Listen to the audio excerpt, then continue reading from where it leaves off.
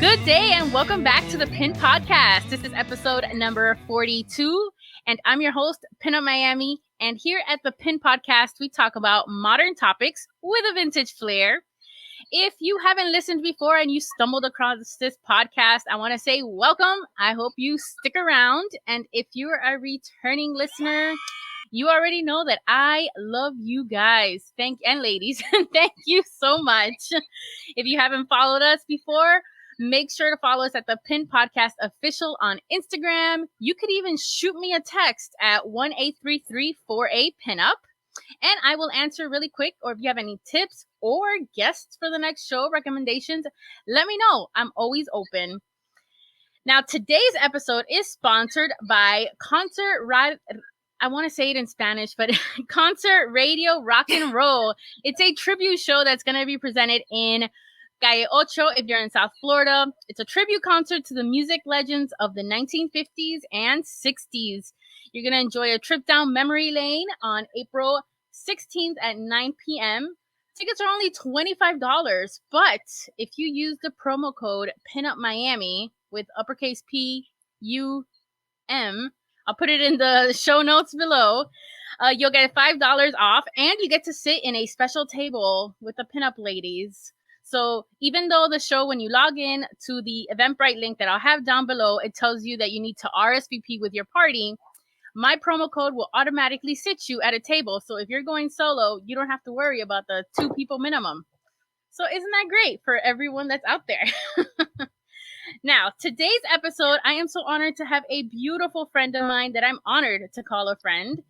She is Kat Martinelli. She is a pinup model. She was in the Pinned Calendar 2021 Miss March. I was so honored to have her on there.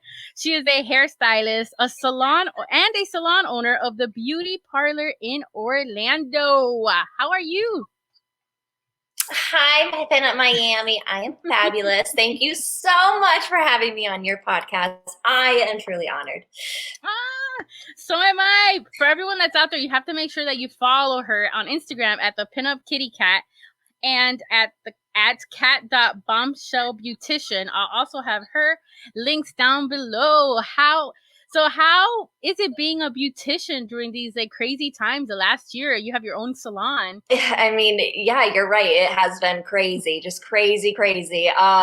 People have been coloring their own hair at home and cutting their own hair at home. So that's been a lot of fun fixing those DIY messes.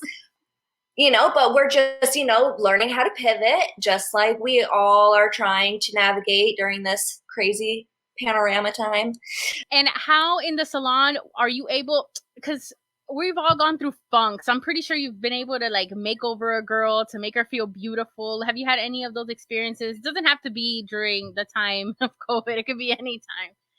How does that impact you? And how do you see that impacts women going to the salon? Oh my God, doing a big makeover is that's my favorite. That's what drives me to continue to keep going to work every single day. I'd say my favorite girls are the ones that struggle with thinning hair, and I can give them a gorgeous makeover, a fresh haircut color, add some extensions, and whenever they get those little tears of joy, just yes, I'm doing what I'm supposed to be doing. I'm helping people. So those are, hands down the absolute best. How important do you feel being able to style how you affects the personality or your self-ego? Yes. Not self-ego, self-esteem. Yeah, let's keep the ego in check there. Yeah, for sure. So yeah, I mean, think about it. Think about the days that we're unpinned and, not putting our best foot forward for whatever reasons. And, you definitely feel a different way than, taking the time to get ready, do your hair, do your makeup, put on your best dressed. And it absolutely fuels all your self-esteem and your self-worth. And in my opinion, that sounds very vain and shallow, but that's society today. That's where we're at in the world. looks, and it's really nice that nowadays, like in modern times, it's not 100% perfect, but we're able to do what we want with our hair and not be like told, oh no, you have to wear brown or natural hair colors. Like now it's being more accepting. Do you notice that more colorful hair colors coming to your chair? Oh my God, absolutely, Miami. I mean, I've been doing hair for, like you said, 15 years, and even in the last year, I've noticed an uptick. I mean, it's been crazy. I feel like we've advanced so far in such a short time period. Honestly, most of my clients in Orlando are getting the vintage styles with a fashion color, looking just like how you and I look on a daily basis. So that's been really, really cool to, help people kind of come out of their shell or try vintage for the first time, try, pinup hairstyle. It's amazing. Oh, and by the way, I love your logo for your salon. Thank you so much. That was done by another pinup out in California. Her name is Katie Cabana. She is just a cutie pie. She made my logo right before the pandemic, and it just makes me so happy. I will get her tattooed on me one day because I just think it's the cutest logo. Aww. It is, because it truly identifies style, your style, and you know the beauty part of the way is all set up. It's just perfect, and I could tell Mhm. when somebody sees it, they know what they're going into when they're going to your salon. Yeah, I and I love don't know it. if you know this, Miami, if you've looked closely at it, but the little flower that the girl has in her hair in the logo is a Mary Blair inspired flower, and I was just like, Ooh, Disney, got this. Disney up in Oh, here. it's perfect for me. And if you guys are watching on YouTube, the back of her room, you have the old like Walt Disney I World map. do, It's I do. gorgeous. I'm Oh, super and old people school from my mover. husband. Oh yeah, I got it all, and Madame Leota's over there, and but yeah, the map is true vintage, and then the two pictures on the side are I picked them up at Disney Springs last year. Yeah, I love this old map so much, so cute. It's so beautiful. And it has so much history, just like the pinup community. The pinup community, it ranges in vintage, repro, there's so many things out Hmm. there. And lately, well, I've noticed an increase, especially on TikTok, people that I guess are setting what pinups should be, gatekeeping. I for this Mm-mm. podcast, I looked up gatekeeping because I wanted to get the real definition on gatekeeping, right? So, gatekeeping is the activity of controlling and usually limiting general access to something. In this case, I feel like when it comes to the pinup world, is telling someone, you can't do that because that's not pinup or vintage. So I've seen girls online post up, especially when they just get started. I'm sure you've heard comments with girls going in the salon to get started that like, oh, I was told that I can't have pointy nails because that's not vintage. I mean, but there are people that are so strict on vintage and they're gatekeeping, say, oh, well, you can't be part of this community because your nails, or you can't be part. Have you ever witnessed this? You know, I just had someone tell me at the salon the other day that she won't wear polyester because it wasn't in fashion. Um, for her favorite time period that she wanted to dress in. And you know what? Honestly, I was like, that's dedication. That's amazing. Like that's amazing that you took the time to really learn the history of it. But we're in 2021, babe. Like you don't have to not wear polyester. Like so, it's such a I don't know. And I also feel like the whole, you dress 50s, you can only dress 50s. No, if I feel like dressing 60s, 70s, 80s, modern, like whatever I feel like that day, and that I'm gonna dress up and I'm going to get dressed up for me that day. I'm going to get dressed up for what makes me feel happy. And dressing vintage does make me feel happy almost every single Yes. day. But on those days, hey, I'm feeling a little sassy. I want to wear my hair like a shag or do it up all 80s crazy. I'm going to do that too. And Or be Kim and I think that's Kardashian? yes, absolutely. That's where I feel like the gatekeeping kind of just goes one step too far. Like don't let people be whatever they want to be, whatever makes them happy. They're not hurting anybody else. That's Yeah, how for I feel example, about it. your lady in the salon, she says she won't wear polyester. I appreciate that that's her decision because, yeah, you're right. That's a whole thing for her. But if she That's were to put that, dedication. if she were to say, if she had another client, she'd be like, oh, well, if she was in your salon and she looked to your right and saw another girl in vintage and said, oh, that's not polyester, that's a different kind of, that's like negativity and saying, okay, then you're saying that girl's not vintage because she don't have polyester on? Come on. you know I did come up with a list of different gatekeepings that I have come across. One thing that I have found in the beginning, and the reason why I sew, is that there's a lot of there well, I don't experience it a lot now, but there was a lot of fat phobia in the vintage community because it's so difficult to find, especially with people that believe that true vintage is the only way. you know it's really difficult. It's not that there weren't any fat people in the 50s, 40s, in any era.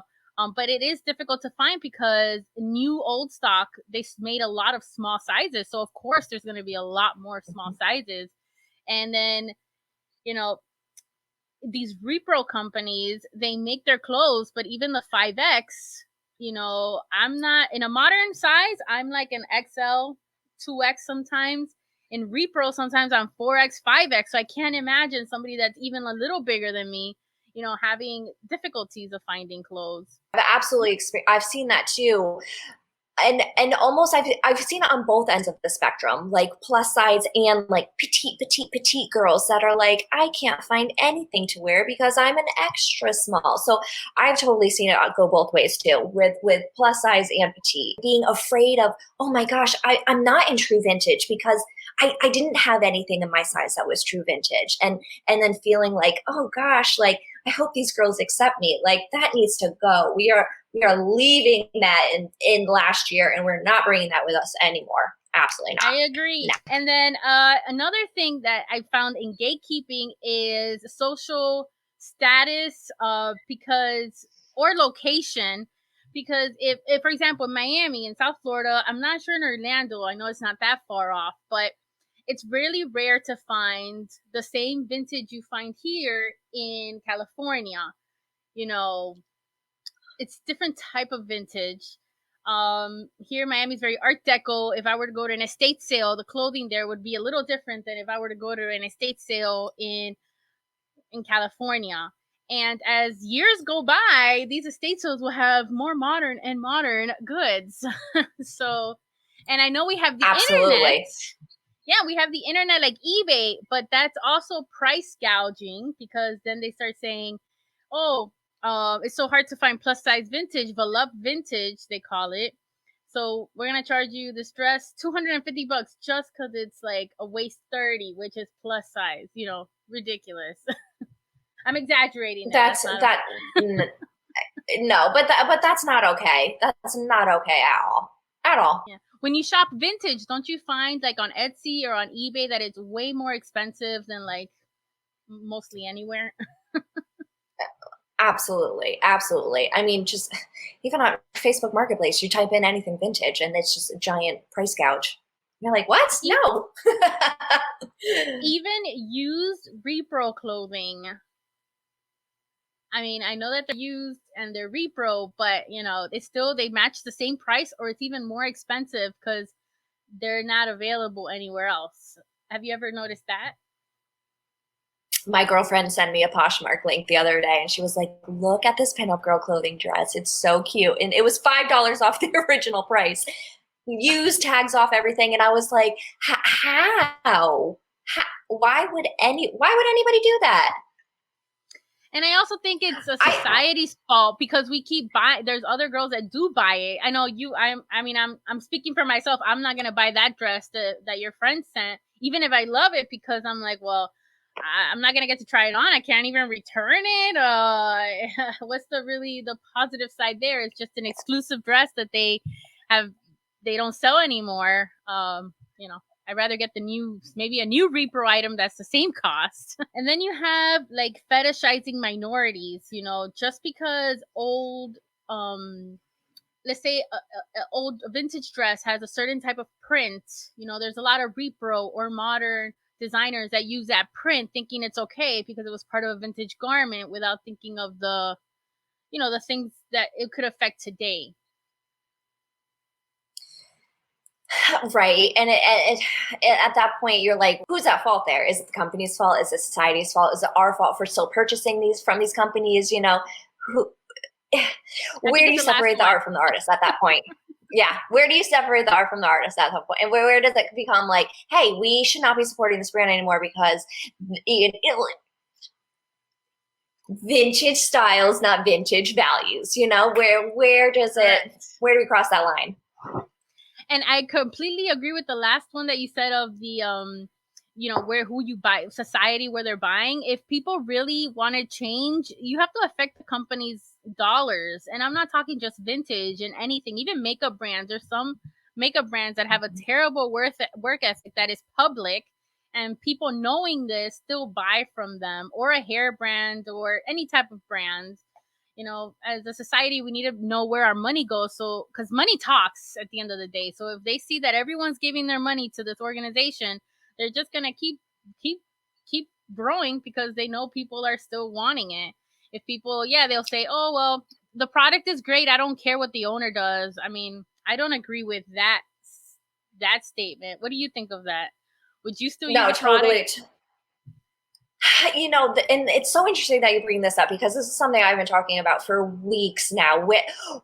Has cancel culture gone too far? When do you separate the art from the artist? When do I was watching, I don't know if you watched the Mia Farrow documentary on HBO, where it talks about, Woody Allen's alleged, sexual, whatever, that whole nightmare allegations. And it's like, they discussed in the documentary, would you continue to watch a Woody Allen movie if you knew that he was involved in something horrible? Or do you see him as a very respected producer, director, every actor, everything that he's done? And where do you say, like, wow, that's beautiful art? Or do you say that is a terrible person, I can't do this anymore? It's so interesting, right? Yeah, it's really interesting. And it's difficult because,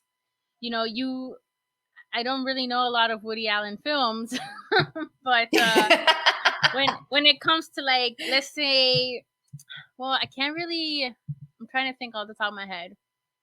Like, Kat Von D, I know she had a makeup line, and there was drama. I think it was about vaccinating her kids. You correct me if I'm wrong. Yes. No, I remember. I follow her along. Yeah.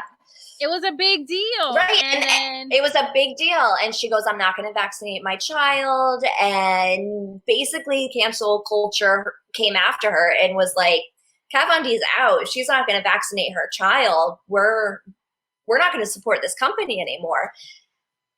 And again, it goes back to, she makes amazing makeup. She makes amazing tattoos, and now I just heard that she's going to be a singer. She's releasing an album soon.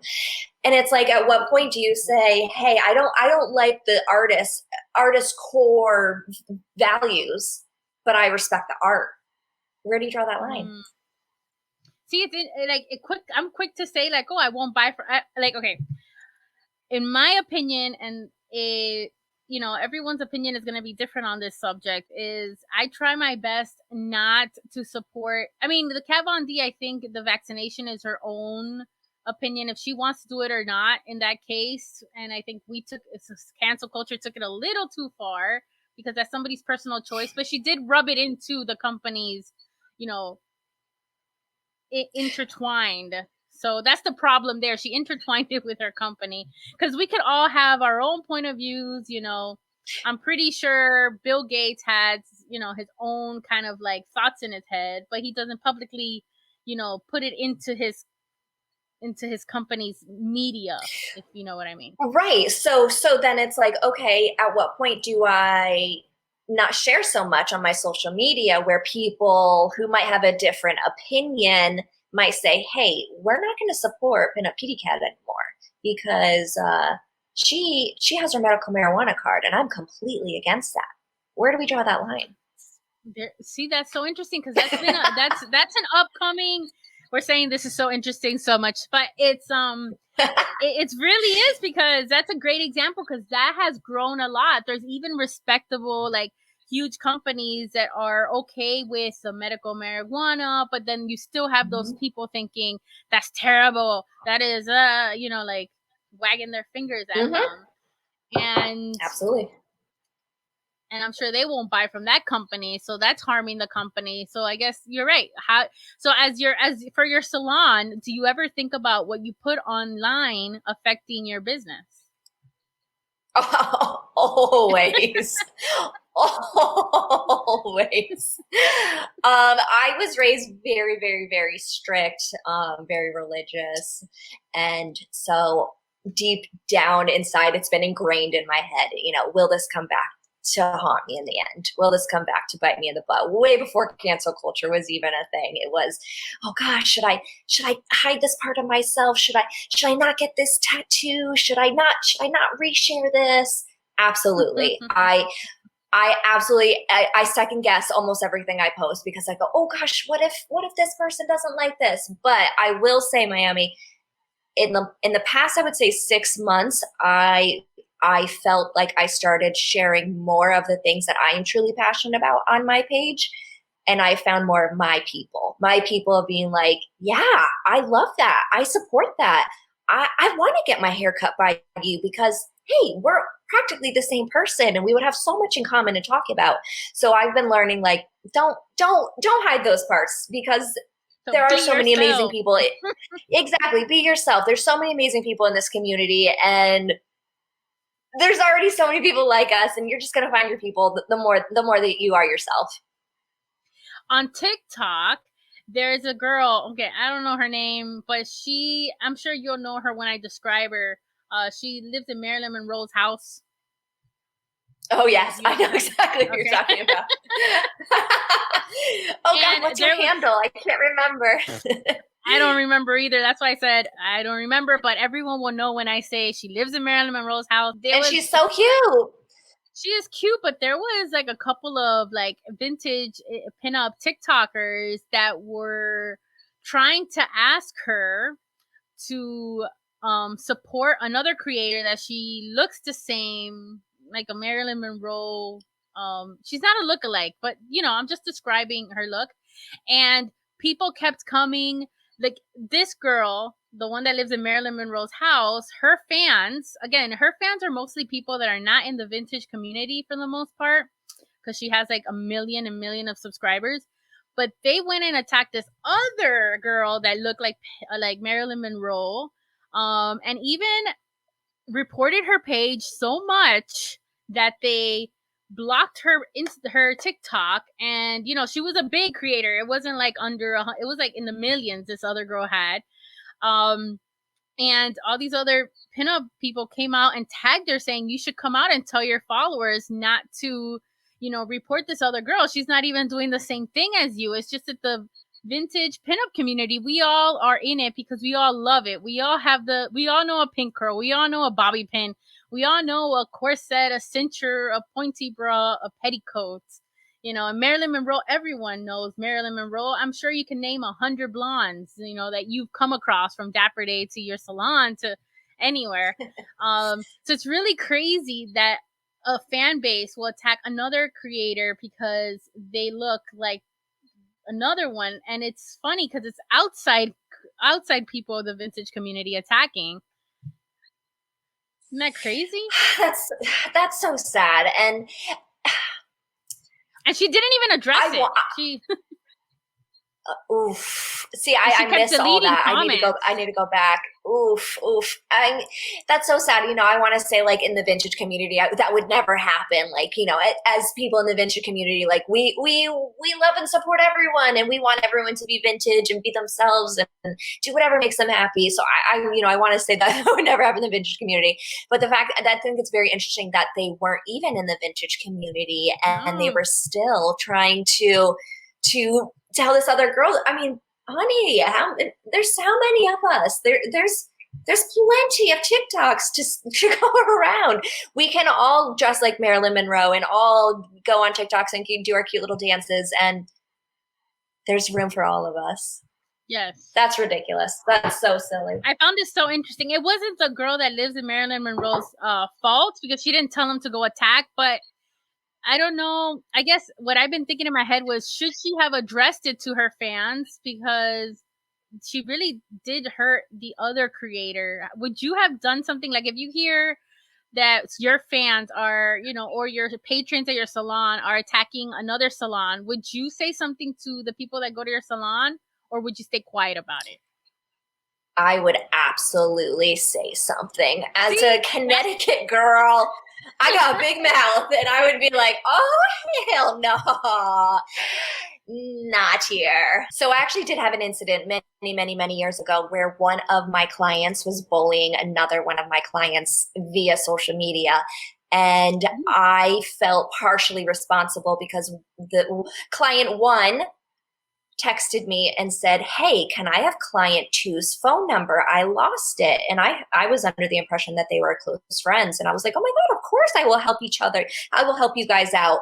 Well, client number one decided to bully client number two the whole time. And then I proceeded to see it on social media afterwards. And I said, absolutely not. This is not okay. This is nope. This is not what I'm about. I am about women supporting women. This is unacceptable. I apologize profusely to my poor client number two who got bullied. No, I will absolutely. And you know what? If even anyone starts gossiping or talking smack about anybody in front of me, I say, nope, not here, not in front of me. I don't want to hear it. Mm-hmm. I'm with you. And I think that's why we click. Since day one. I remember the day I met you. It was so cute. I loved meeting you. Another thing is, in the pinup world, you have rockabilly. I think that rockabilly, I love the rockabilly style. That's why I got into pinup. And I found that, then you have people that only say true vintage. Like some of the pieces I have, which I guess now would be considered true vintage, is 80s does 50s or 80s does 40s. And yes. And some people say that that's not even any vintage, but I'm sorry to tell you, years have passed. That's vintage. But that's that was me before I was born, so I would call that vintage. There you go. And we talked about but I totally agree. That's definitely another form of gatekeeping. Listen, like I said, if it makes you happy, do it. Who cares? You want to dress rockabilly, dress rockabilly. You want to dress gothabilly, dress gothabilly. You want to dress true vintage, dress true vintage. But don't tell anybody else, hey, just because I'm doing this, I don't want you to do that. Yes. Or, I actually love, okay, and I also see girls that get mad and this happens in pinup and non-pinup world, but like when you go to an event and another girl's wearing the same dress as you, at first hit, you're like, sheesh, I thought I was going to be the only one. But then, then I realized it's pretty cool that we're both dressed the same way. That happened to me at Viva East. I had this girl that we walked in the room and we both were wearing the pinup girl monster dress. At first you're like, hey, but then you're like, damn, we look cute.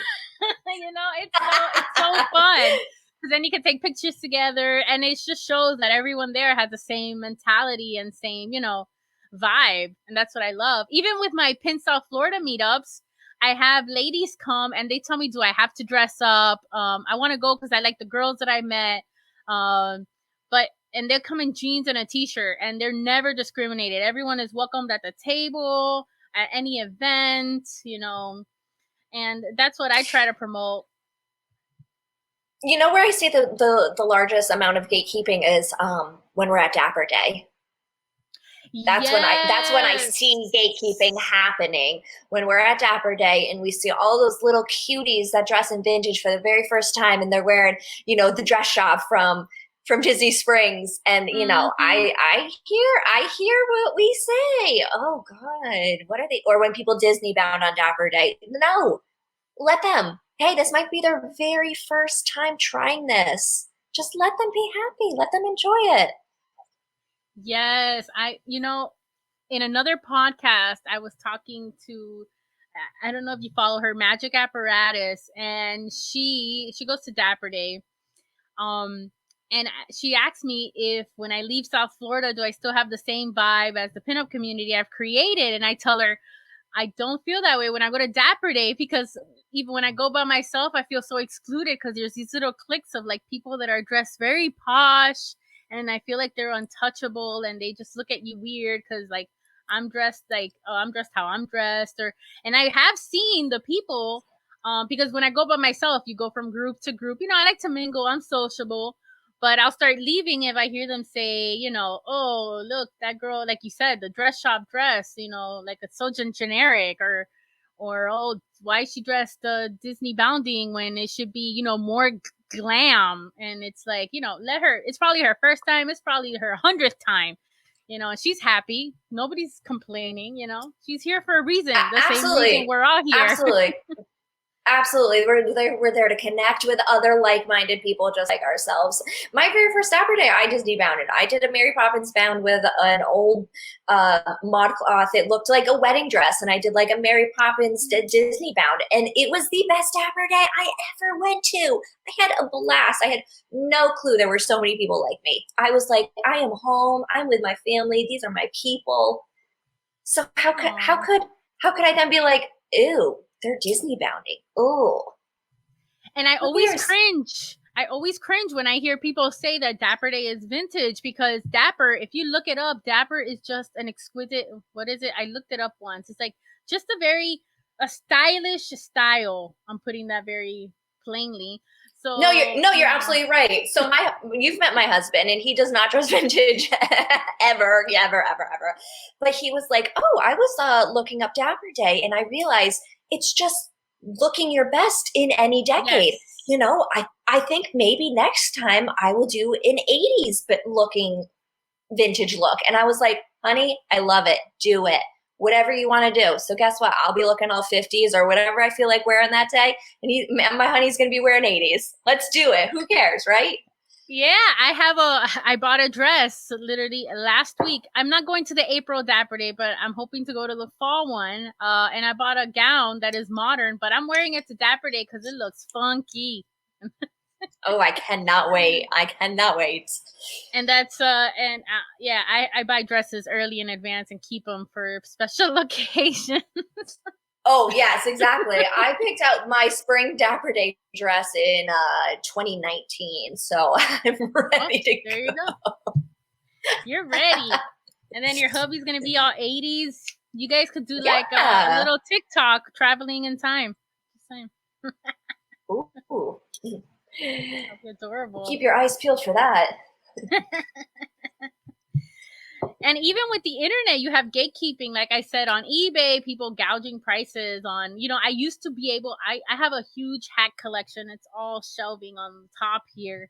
And I used to be able to buy really affordable vintage hats, even in bulk. Now it's like expensive, even on eBay or Goodwill, you know, and I blame the Pyrex lady. I don't know if you ever heard of this. You could actually tell me. On Goodwill. For those who don't know, on Goodwill, you could go to goodwill.com and they do have a web auction for like some items. And it used to be super cheap to get on Goodwill because nobody knew about it. But then there was this one lady that there was a Pyrex, and this was rocketed the Pyrex, which is it looks like Tupperware for people that don't know. I don't know, but glass and really pretty. But she bid so much money on some Pyrex, and it went back and forth with some other people, and it was a ridiculous amount of money, and that really brought the Goodwill website like out in the streets, in the limelight, and Pyrex, and it just really grew that. I was like, whoa. So what do you think that is? Do you think that there are more people joining the vintage community and that's why the pricing has gone up? Or do you think that TikTok has made it more popular? Like why do you think that now that vintage is becoming more popular?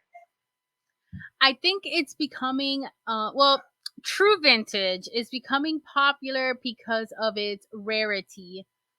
That's what I think. I think when these women that talk about true vintage and they do it in a snotty way, it's because this is a rare brand and they know the brand. And yes, I respect that they know the history behind the garment, because they were really well detailed.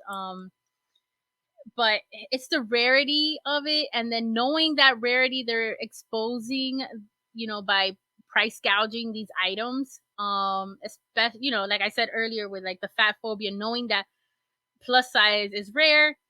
I guess it's with everything in the world. Like if you knew pencils were rare, of course, supply and demand, I'll charge you $100, for the pencil. I mean, look what happened last year. How much did Lysol get sold for? Because it became a rarity. Your Clorox wipes or toilet paper or anything. So that makes sense. But I wonder why. I mean, I've been dressing vintage since, as a kid, but I for real started when I was like 21. So I've been doing this for over 10 years, and I only feel like it's become socially acceptable now. I don't get asked why I'm wearing a costume when I go out in public now. And I'm like, why now? Why now? I think, it's more popular. And I think the accessibility with the repro brands, because there's way more nicer repro brands than even 10 years ago. Because, when I first started, I worked at Betty Page Clothing, and then it turned into Tatiana, and then you had Pinup Girl Clothing. And now you have so many indie brands and so many people making their own clothes. And I'm part of the making your own clothes. And I really love making your own clothes, because then you could custom make it to your body and have fun and get to know yourself and what you want, basing it off, vintage items with a modern twist, just like this podcast. I love it. I love it so much. But I also think it's because there's so much variety. And I know whenever Grease comes up, I have a love-hate relationship with the movie Grease. I don't know if you feel the same way, but I love the movie Grease. How could you hate Grease? I said love-hate. Because you have you have the love of, of watching Grease because it's so much fun. But then whenever there's a Grease event, maybe it's for me because I always get asked to host, like when the drive-through things were happening, the drive-in theaters, they would reach out to have me host the night, and I'd be like, why is this the most stereotypical? But I think it's because, I feel like it's a stereotypical avenue, but at the same time, it's spreading awareness of a culture that I love. So that's why I say I'm always like in between of a love-hate, because I love it. But then I'm like, oh, it's so stereotypical that if I bring this, first timers in, they're going to think that this is all it is, but there's so much more. So that's why. Absolutely. But look at all this, stuff that you do outside of that, all the events that you put on with, your pinned events or the pinups at the zoo event. Like, your newsletters are amazing. I'm like, how does she have time to plan all this? This is amazing. And, it's just so beautiful. I love getting your emails. You're literally on my little favorite. So I get a notification every time I get one of your emails. And I'm truly inspired, because I think you are doing such amazing things for the vintage community, especially in Florida. I literally tell almost all my clients, I'm like, Pinup Miami? If you don't, you should, because if you want to know what's going on in Florida, that's who you're going to hear about it from. Oh, thank you. Yeah, I love my newsletters. I think I do everything because I schedule myself. But on the newsletters, like recently, I had good feedback in the bottom. I put a little vintage comic in the bottom. If you go all the way to the bottom of my newsletters, it's so cute. I love it. It is so cute. I love it so much. I want to keep it special for those people that clicked subscribe on my newsletter. I got to keep it fresh, and you get to know exclusive events. There's one exclusive event on there if you're on my newsletter, so make sure to sign up on my newsletter at misspinupmiami.com. Just saying. It's for South Florida though, but there'll be more. And the one last thing I wanted to ask you about is touch upon something you said earlier of, we're not, we have to normalize not being a pinup every day, because it's like normal life, even if you're like into the modern fashion, you don't dress up modern fashion every day. You also have your regular days, even to work out. I feel like there's some pinups that pressure themselves to wear makeup and look a certain way to sweat it out. How do you feel about that? Absolutely. I feel, oh, geez, where do I even begin with this? I feel, so I am someone that suffers with chronic depression. So I feel a certain way about, oh my gosh, I don't have the energy to get dressed up today. I don't have the energy to do my hair and makeup today. Man, I am disappointing myself. Man, I'm disappointing whatever content I could be creating today or whatever it may be. So I guess I feel there's so much pressure to look a certain way every single day. And Instagram and social media makes that pressure so much worse. And something I've been trying to focus on my social media presence is, hey, if you're struggling, first of all, reach out to me because I'd love to struggle with you. But secondly, we're human. And especially now during COVID life, like it's hard. It's hard to get through every single day and every single week and every single month. So be kind to yourself. Be kind to your future self. If you don't have the energy to get dressed up, pin up every single day, don't gatekeep yourself. Don't put that extra added pressure on yourself. If you want to go work out with not an ounce of makeup, with last night's re-rolled set, then go work out. If you want to, even sometimes I struggle when I'm heading to the salon and I think, oh my gosh, who are my clients today? Oof, wow, I have some gorgeous pinup babes coming in to get their hair done today. Let me make sure I dress extra cute to impress them. And then I think, no, just be yourself because they're going to love you regardless. And I just feel, just don't put that extra pressure on yourself.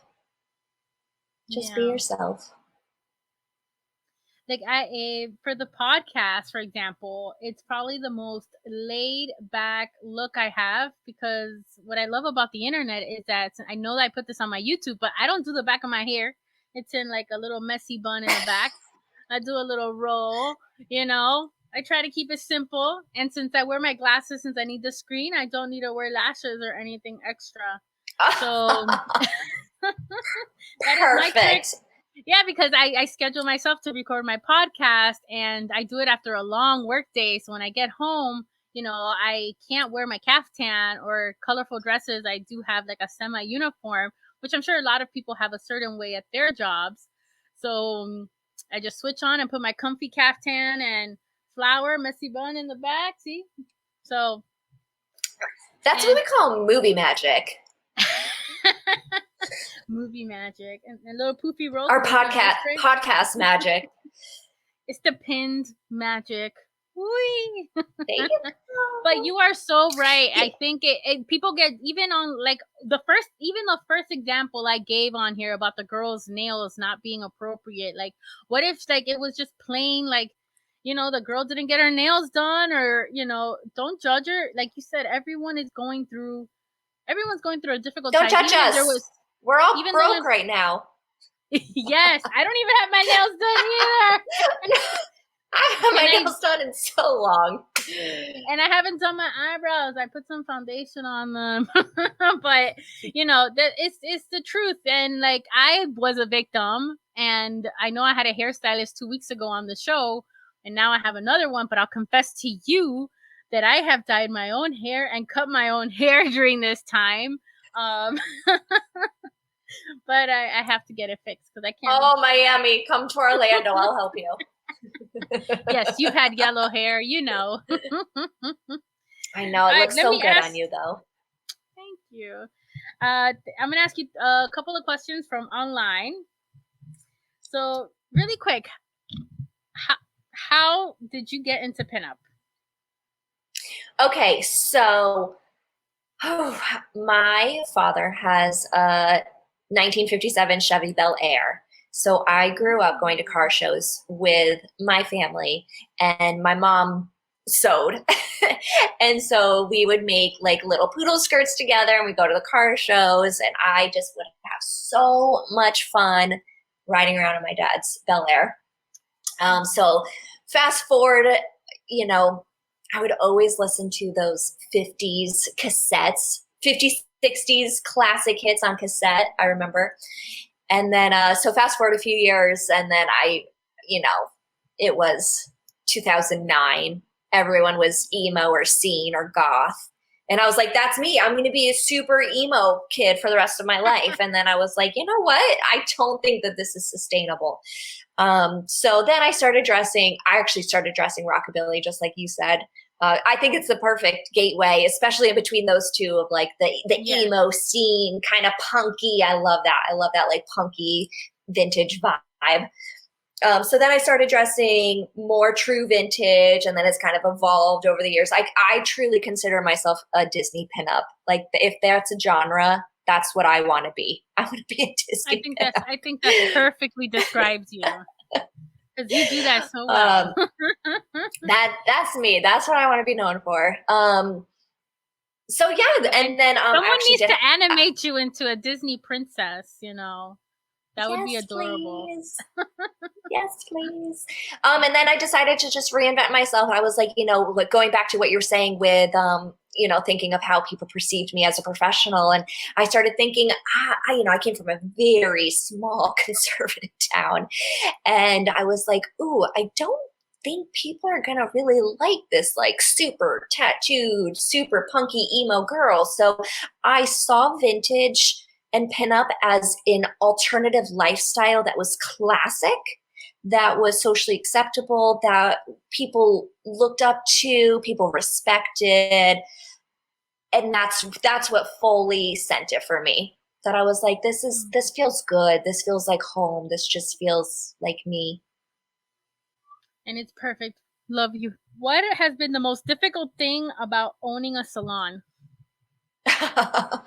Everything. Oh, everything. Everything. The whole salon. COVID has been the worst part of owning a salon. Let me think about that for a second. What's the hardest thing about owning a salon? Or was there, I think this would be fun. Have you had any really difficult clients, or have you had any clients that just stare at you when you shampoo their hair? I mean.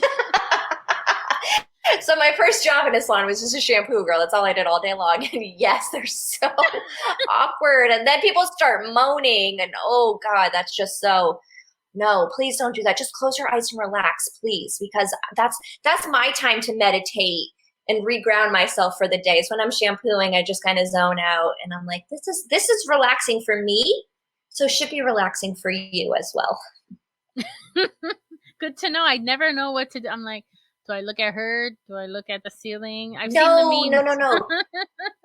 Just please look at her. Close your eyes and relax. My whole thing in the salon is the experience. I want to pamper you. I want to tell you you're the prettiest person in the whole world. I want to give you a full makeover. I want to make you cry when you leave, happy tears. Aww. So part of that is closing your eyes, getting a deep conditioning mask, getting that hot towel on, and just relaxing, finding your zen. You need to do like they do at Disney, that they sprinkle you with pixie dust at the end of your service. I would love to. But now offering pixie dust. Yes, please, on the hair. Okay. The last question I have for you is, did you come across any difficulties of being a pinup model in the modeling world? I'm going to say not yet. No, I'm going to say no. I'm going to say no because I'm going to speak that into the future and say that will never happen.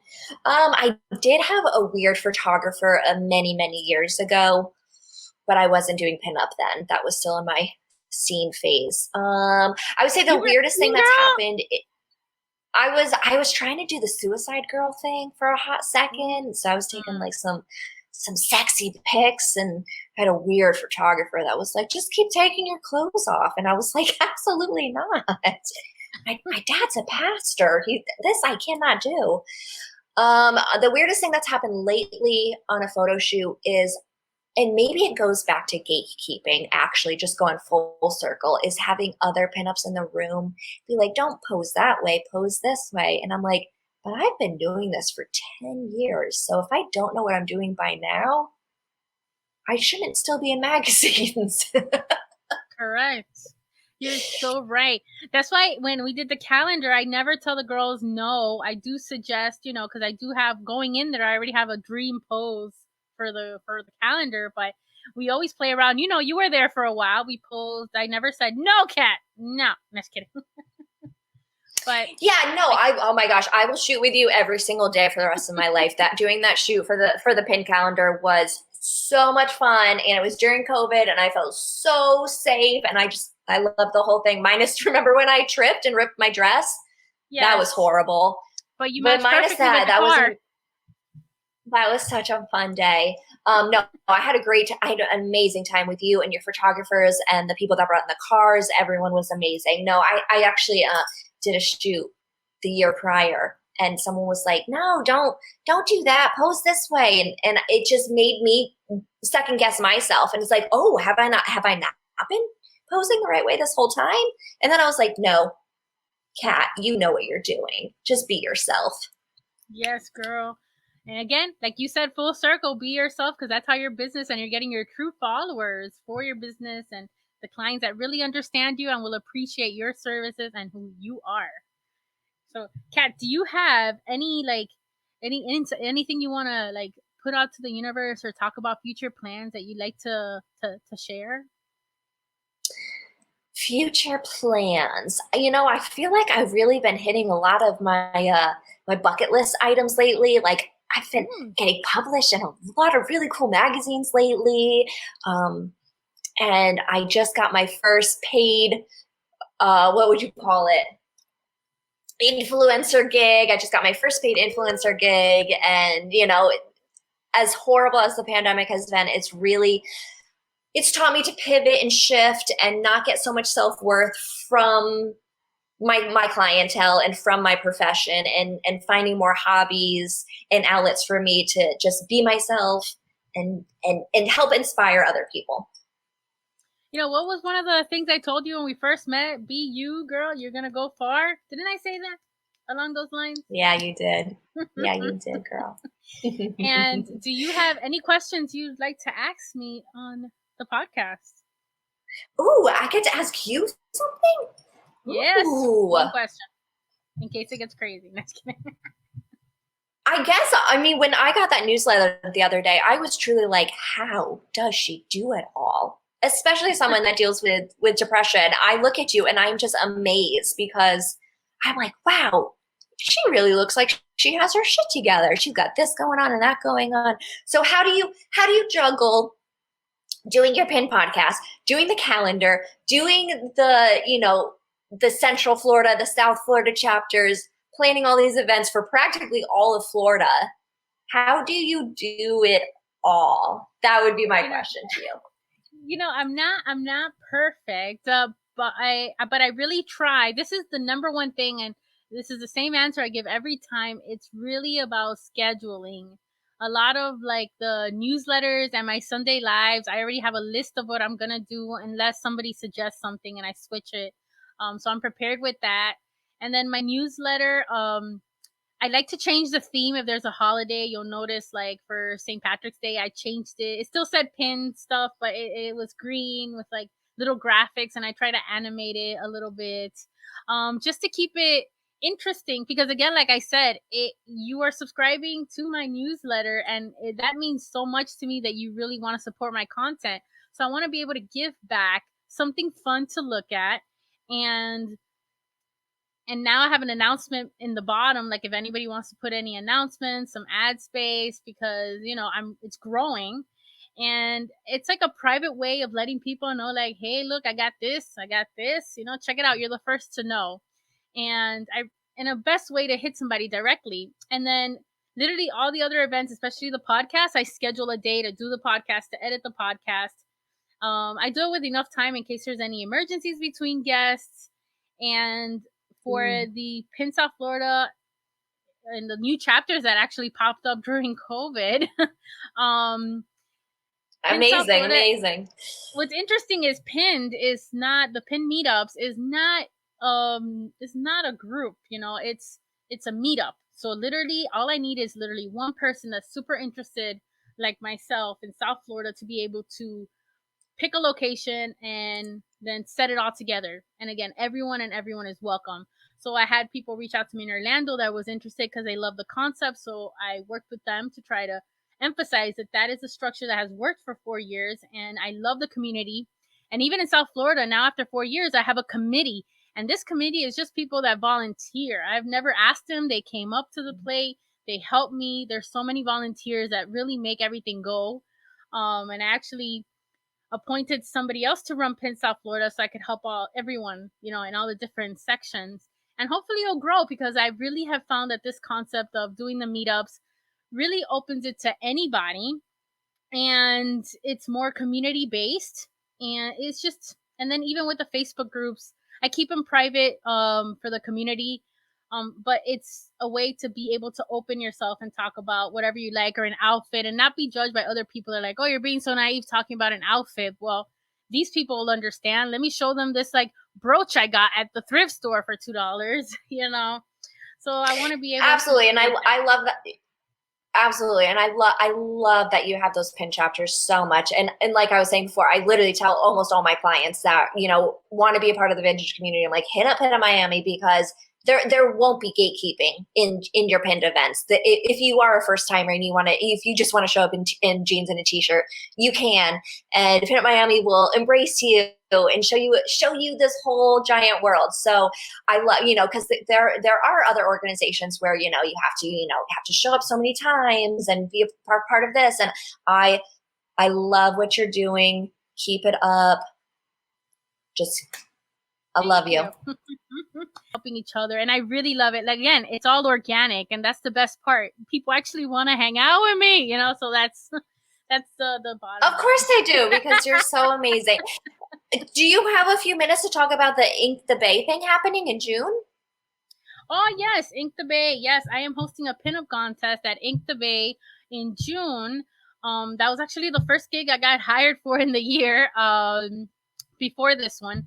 And I have never done this event before, but they asked me to host a pinup contest. And if you sign up at thepincontest.com, it's $20 to register, but that includes the pass for the day. So it's not like you're paying an extra registration fee for, just being in the contest. Is it also a tattoo convention? It is a tattoo convention. They're also showcasing like tattoo models. They're gonna have tattoo booths. It's literally all tattoos. When I started my pinup contest hosting, it was all about tattoo conventions, which a lot of people find it ironic since I have no tattoos, but it's honestly where I got my start, and I love the tattoo world because it's accepting even if you don't have tattoos, and about body modification. I wear corsets. That's body modification, so I'm part of that culture. So there you go. Absolutely. But yes, I'm excited for that event too. If you want to sign up, it's at the pinupcontest.com. So yeah, I hope you sign up. I think I'm gonna take the day off from work because I really want to go. All right, Kat, I want to say thank you so much for being on my show. It means so much to me. And thank you so much, Miami. I appreciate you so much. I appreciate everything you do for the vintage community, especially in Florida. Like, I just think you're amazing. Aw. Next week we're gonna have I'm confirming the guests for next week, but it's gonna be someone very special, and I look forward to having you all listen in next week. Thank you all for taking the time to listen. Make sure to like and subscribe this video, share it with your families, Facebook pages. I would greatly appreciate it, and it's a free way to help your girl out. Just saying. Thank you, and stay safe, guys. Bye.